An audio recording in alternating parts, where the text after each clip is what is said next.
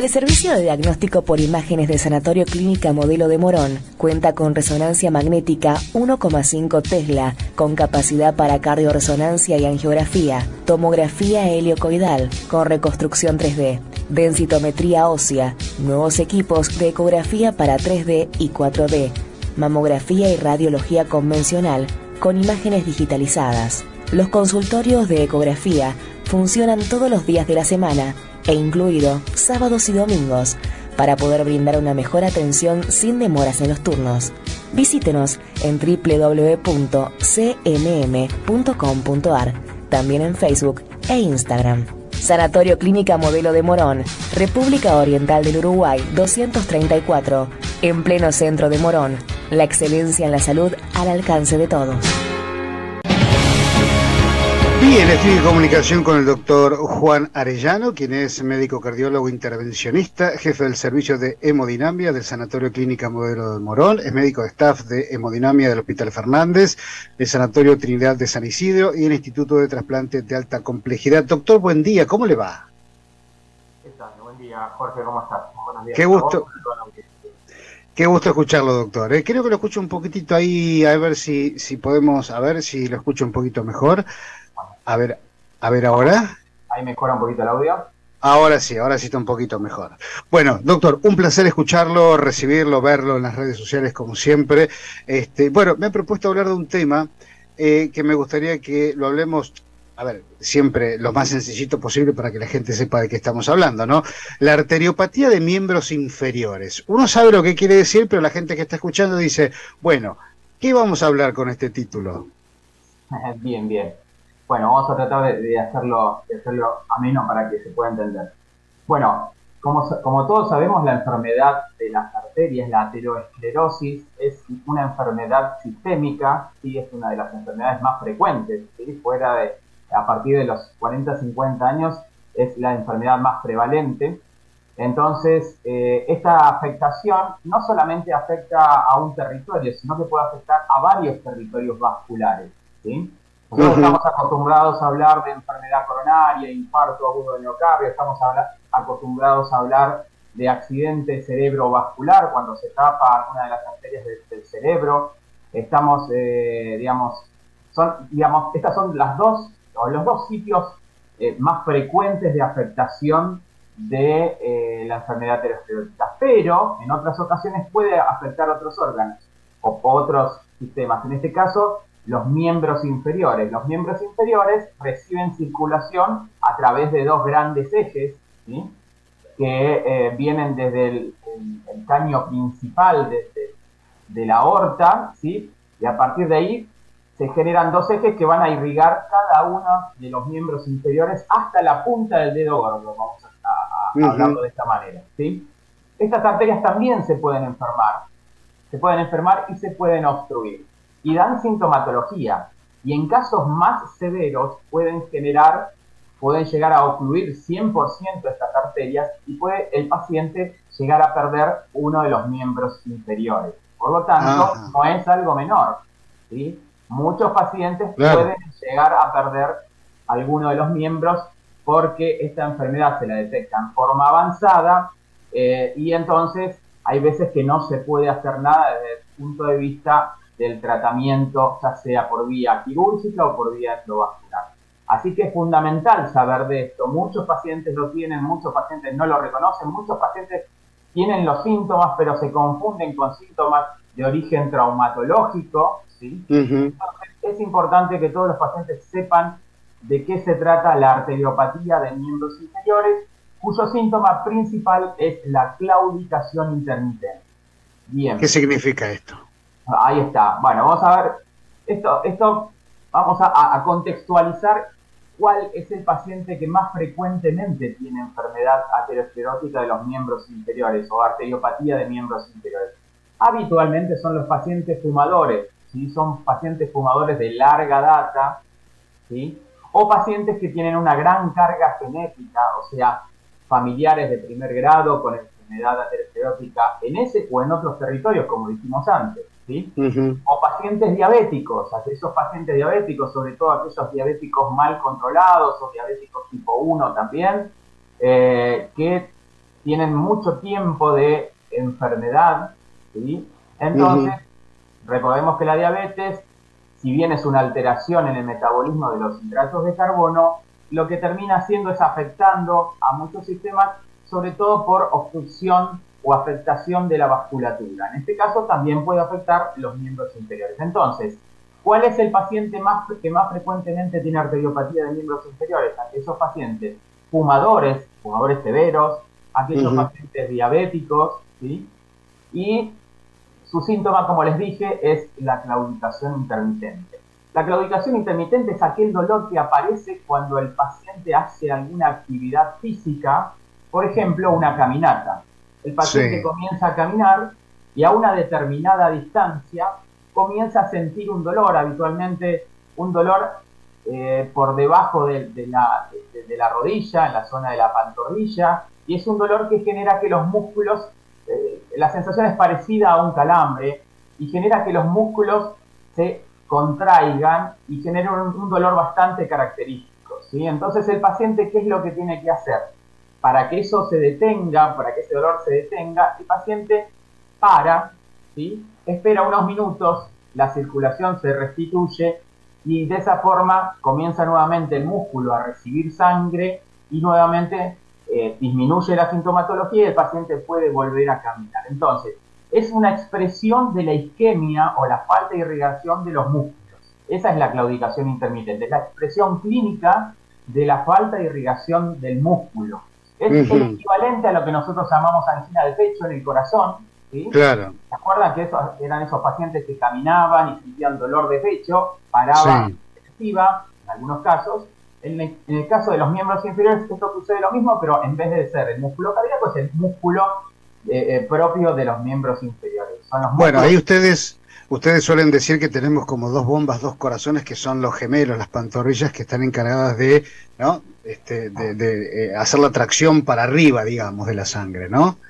Exactamente, y esos son justamente los músculos que más irrigación reciben y que más irrigación necesitan ante un esfuerzo físico, y son los primeros que claudican, ¿sí? Entonces el paciente va a sentir como un calambre en ambos gemelos, tal es así que le impide seguir caminando, ¿sí? Son esos pacientes, ahora por suerte el tabaquismo ha disminuido mucho su prevalencia en los últimos años gracias a las campañas de prevención y todas esas cosas, pero son aquellos pacientes que iban habitualmente fumando, flaquitos, y que por ahí paraban a ver vidrieras, eran los famosos miradores de vidriera, porque no podían seguir. Entonces, para evitar de que la gente se dé cuenta, se paraban a mirar una vidriera, esperaban unos minutos y continuaban caminando, ¿sí?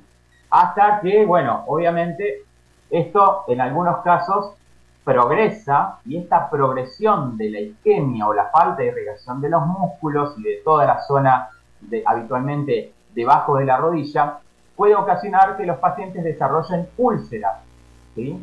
Esos pacientes tengan unas úlceras que son unas úlceras que habitualmente no curan, que son muy difíciles de tratar, que van de un especialista al otro, ¿sí? Y no cicatrizan, no terminan de cicatrizar. ¿Y por qué no cicatrizan? Porque no están recibiendo buena circulación. Se pueden infectar y pueden hacer un pie, en el caso de los pacientes diabéticos, el famoso pie diabético, ¿sí? Entonces, estos pacientes terminan con infecciones que son de muy difícil tratamiento, hasta que se detecta que la afectación concomitante es de las arterias de los miembros inferiores, y es ahí donde se puede aplicar algún tratamiento para mejorar la evolución de esta enfermedad, ¿no? Bien, doctor Arellano, quien nos está escuchando, por ahí hay gente que tiene cordones varicosos, varices importantes, y está escuchando y dice, bueno, a ver, ¿lo mío tendrá algo que ver con esto o lo mío tiene que ver con algo más superficial? Que ojo, que usted lo sabe, obviamente como el profesional, que viene de una problemática más interna. Pero bueno, digo, ¿deberían preocuparse también? No, en principio son dos patologías diferentes. A veces se asocian, pero no es lo más frecuente. Son dos patologías diferentes.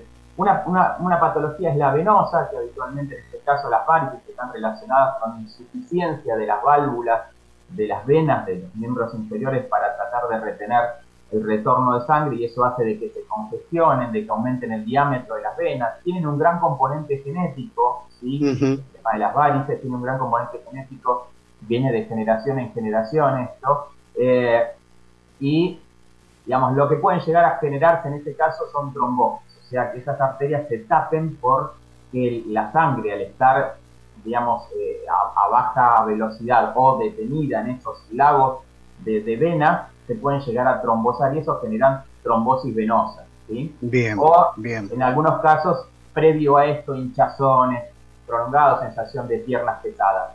Pero es otra patología, vendría a ser otra vía vascular, la vía de retorno. En este caso, la arterial es la que lleva la sangre oxigenada y con nutrientes hacia los músculos, y esa es la que le permite tener viable los músculos de los miembros inferiores. Ahora, menos mal que lo aclaró, ¿no? Porque yo que soy una persona deportista de toda mi vida, y cuando quiero salir a caminar, por ejemplo, y no caliento y arranco a tranco rápido, ahí tac, se me comprimen los gemelos y tengo que empezar a aflojar un poquitito hasta que caliento y después es normal. Entonces me quedé pensando, pero no tengo antecedentes ni diabetes, ni nada que tenga que ver con obesidad, ni sedentarismo, ni todo ese tipo de cosas. Pero bueno, ahí me quedé pensando en eso. Que tiene que ver con una falta de calentamiento del músculo, me parece. Exactamente, son dos cosas diferentes, sobre todo en deportistas que están muy entrenados, necesitan por ahí previo a esto un precalentamiento con baja carga, aeróbico, elongación y después con actividades.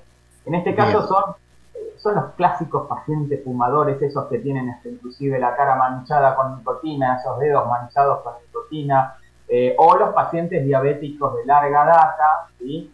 Que sobre todo, a diferencia de los tabaquistas quizás enferman las arterias más grandes.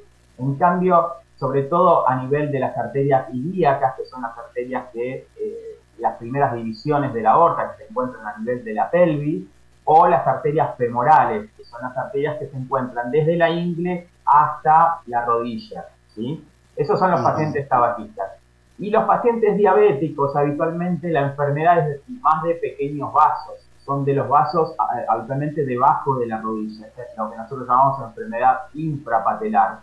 Y es ahí un poco más difícil de tratar, por eso es fundamental que los pacientes diabéticos que tengan un buen control de la glucemia, porque es eso lo que va a afectar las arterias pequeñas. Y al ser tan pequeñas es muy difícil de tratar, ya sea por vía quirúrgica o por vía endovascular. Hoy en día... Sí, Jorge, te escucho. No, dígame, por favor, doctor. Estaba pensando en el último chequeo médico que me hice. Me mandaron a hacer un Doppler de carótidas. Y no sé por qué lo relacioné, no por algún tema en especial, sino preventivo, ¿no? Un chequeo general que me hicieron.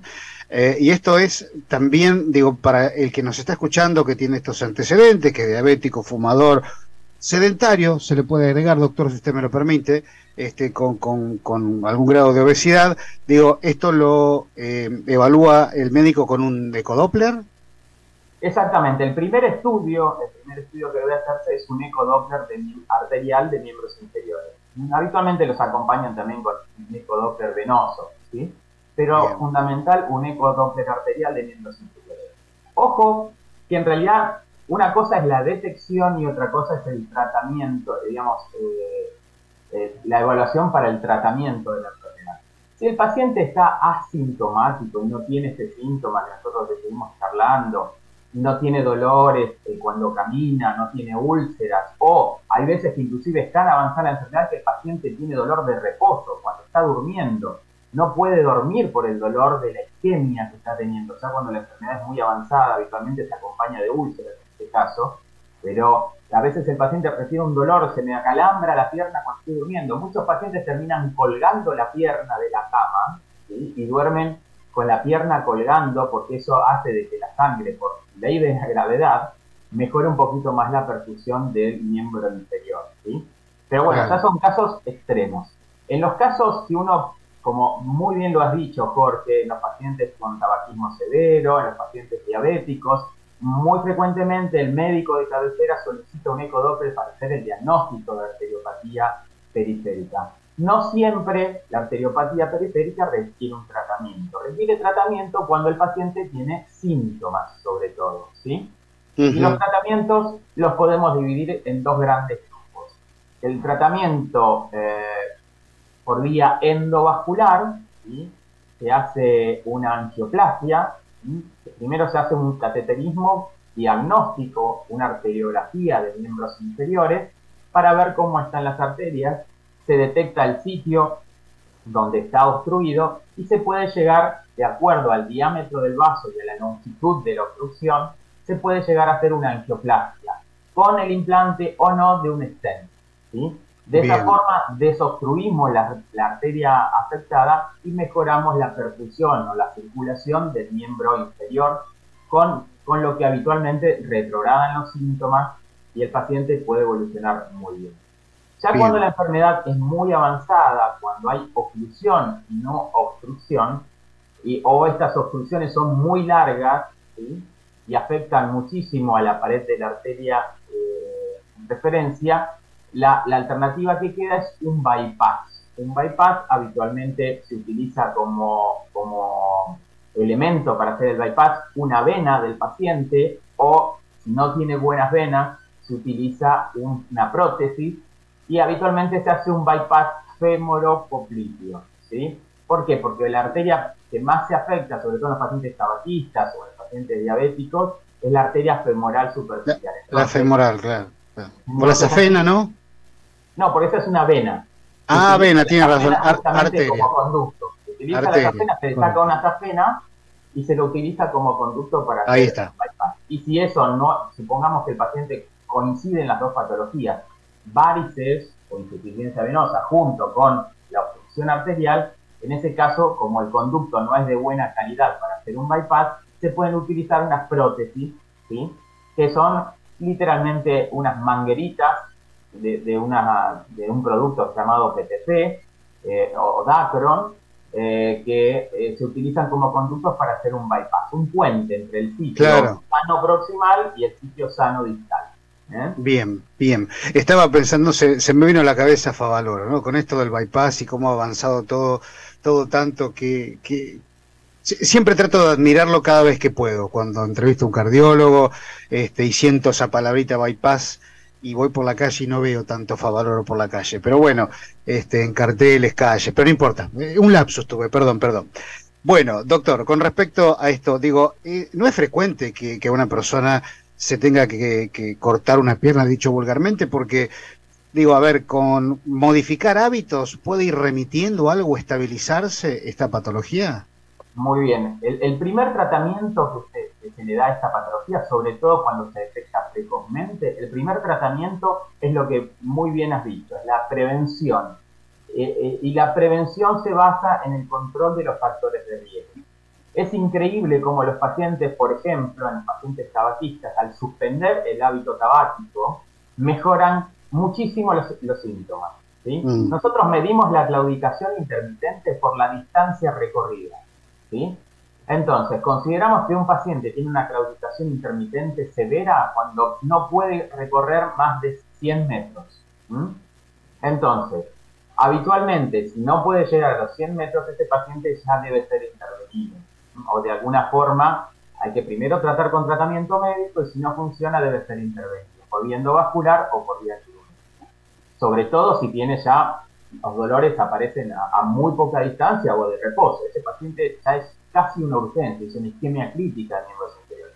Entonces, pero antes de todo eso, cuando el paciente es detectado, lo primero que tiene que hacer es, en los pacientes tabaquistas, es abandonar el hábito tabáquico. Es increíble cómo mejoran la distancia caminada. Muchas veces nosotros medimos la distancia caminada, ya sea a través de un test de marcha o a través de una ergometría, ¿sí? Entonces medimos la distancia caminada. Y es increíble cómo al suspender el hábito tabáquico mejora la distancia. ¿Eso por qué? Porque el tabaco, la nicotina y todas las sustancias propias del tabaco tienen efectos vasoconstrictores. Entonces, al suspender el tabaquismo mejoran muchísimo la sintomatología. Lo mismo que en los pacientes diabéticos. Si el paciente diabético tiene muy mal control de la glucemia, que nosotros eso lo vamos testeando a través del dosaje de hemoglobina glicosilada sobre todo, y vemos que el paciente logra un buen control de la glucemia, ese paciente también mejora mucho la sintomatología. Obviamente la hipertensión arterial y el colesterol son dos elementos que sí o sí también obligatoriamente hay que tratar, Pero lo que son los factores de riesgo cardiovasculares, la hipertensión, la diabetes, el tabaquismo, la obesidad, el sedentarismo, todo esto hace de que en estadios precoces esa sintomatología habitualmente retrograde.